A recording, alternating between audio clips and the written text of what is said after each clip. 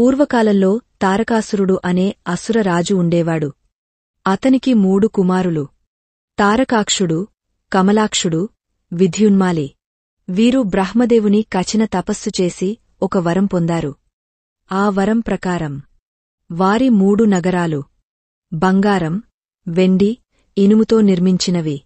ఇవన్నీ ఒకే సమయంలో ఒకే బాణంతో ధ్వంసం చేసినప్పుడే వాళ్లకు మరణం.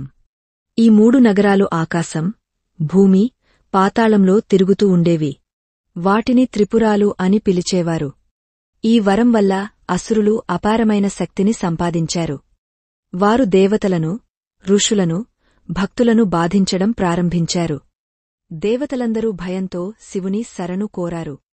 విష్ణువు, బ్రహ్మదేవుడు, ఇంద్రుడు అందరూ కైలాసానికి చేరుకుని శివుని ప్రార్థించారు. శివుడు శాంతిగా కూర్చుని అన్నాడు, పాపం చేసినవారికి శిక్ష తప్పదు. త్రిపురాసురుల సంహారం సమయం వచ్చింది. దేవతలతో కలిసి ఒక దివ్యరథం సృష్టించబడింది. భూమి రథం. సూర్యుడు, చంద్రుడు చక్రాలు, బ్రహ్మదేవుడు సారథి, పర్వతాలు అస్త్రాల పెట్టులు, వాయుదేవుడు పతాకం, విష్ణువు స్వయంగా శరవేధిగా మారాడు. ఈ రథానికి నాయకుడు మహాదేవుడు.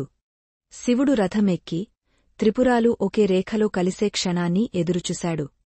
వేదాలు చెబుతున్నాయి, ఆ క్షణం కోటికి కోటి సంవత్సరాల్లో ఒక్కసారి మాత్రమే వస్తుంది. అంగారకుడు, గురువు, చంద్రుడు వంటి గ్రహాలు సరైన స్థానాల్లో చేరాయి. ఆకాశంలో 3 నగరాలు ఒక సూటి రేఖలో నిలిచాయి. సర్వలోకం నిశ్శబ్దం అయ్యింది. దేవతలు శ్వాస ఆపారు.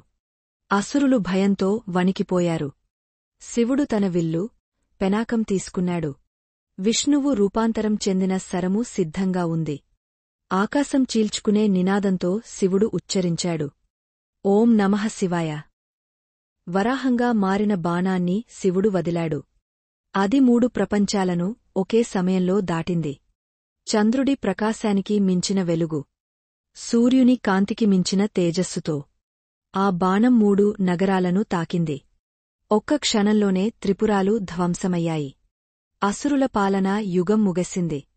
ధర్మం, శాంతి, భక్తి తిరిగ నిలిచాయి. దేవతలు నినాదించారు, హర హర మహాదేవా.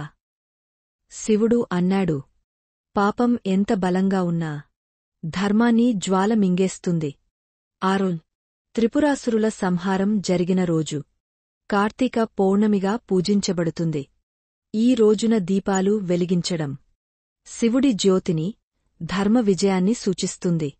దైవశాస్త్రం చెబుతుంది, దుష్టశక్తులు ఎంత పెరిగినా ధర్మం ఒకే బాణంతో వాటిని నశింపజేస్తుంది.